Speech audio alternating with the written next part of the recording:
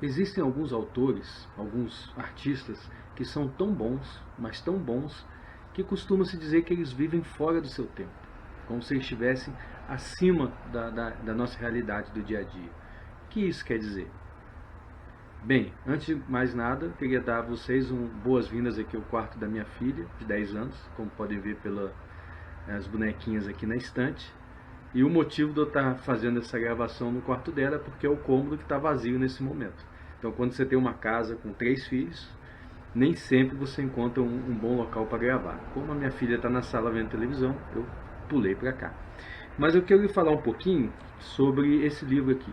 Tá? Comecei a ler há pouco tempo, né? Eu comecei a ler ontem, a minha primeira meta aí do ano de 2020, que é o livro Rayuela, do Júlio Cortázar, que o título em português é O Jogo de Amarelinha. E esse livro me chamou a atenção justamente por essa coisa da amarelinha, que fez com que o Cortázar ele escrevesse um livro que você pode ler de duas maneiras. Ou você lê os 56 primeiros capítulos, ou você lê numa sequência que ele indica, em que ele vai inserindo outros 60 capítulos no meio desses 56 primeiros capítulos, que é justamente a forma que eu estou lendo. E esses capítulos extras, podemos dizer assim, são algumas digressões que o autor faz. E uma das primeiras que aparece no livro é o capítulo 116, aí eles não entram na ordem, tá? Entre o capítulo 1 e o capítulo 2, entre o 2 e o 3 entra essa digressão do 116, em que ele fala justamente essa questão da arte. Então ele recorre a um crítico literário, um crítico de arte chamado Venituri, tá? E faz uma observação a respeito de uma obra do pintor Manet, chamado Olímpia, em que ele diz, o crítico diz que o Manet ele abstraiu do movimento, da cena, das coisas que estavam acontecendo lá, para mostrar uma beleza plástica.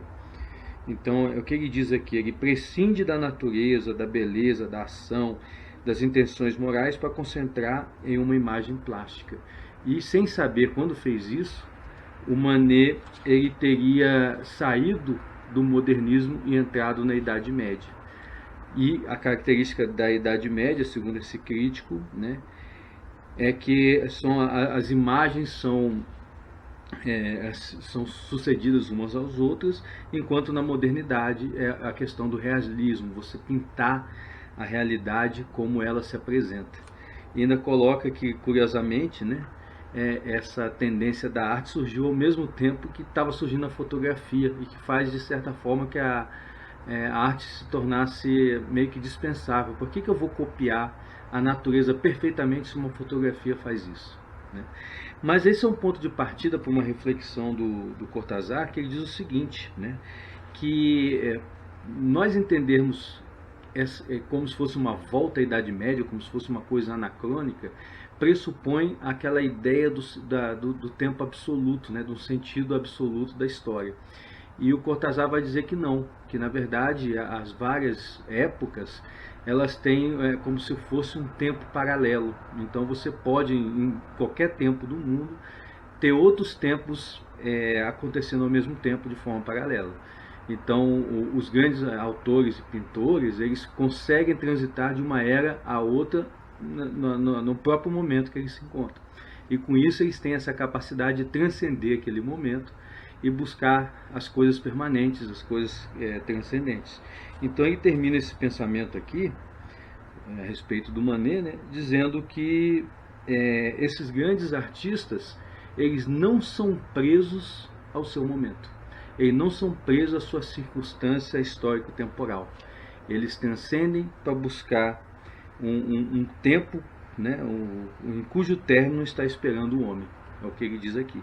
Isso é muito interessante, porque você vê nas obras de grandes autores, por exemplo, Shakespeare, que ele tem histórias que são universais, que transcendem tempo e espaço. Se você pega, por exemplo, Romeu e Julieta, que acontece em Veneza, poderia acontecer em qualquer lugar, em qualquer tempo. Né? Poderia ser atual hoje, tanto que muitas peças do Shakespeare eles fazem adaptações mudando o tempo histórico e sem grandes prejuízos para a história. Então essa reflexão da arte, né, como uma capacidade de você atingir um tempo próprio e não ficar preso às convenções do momento, né? Quase como se fosse um exemplo de mediocridade, você está ali completamente preso no seu tempo. E existe uma corrente, né, que defende justamente o contrário, que o autor tem que estar preso no seu tempo para fazer a denúncia social, para fazer aquela papagaiada toda, que é muito próprio daqueles que acreditam que a arte ela tem que servir a política e a cultura. É como se a arte fosse uma escrava. Aí entra aquela ideia da guerra cultural, aquela coisa toda.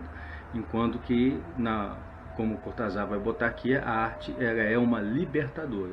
Ela libera os artistas e seus apreciadores do tempo que eles estão vivendo. Então, essa digressão que eu queria compartilhar com vocês aqui do livro do Cortázar. Um grande abraço.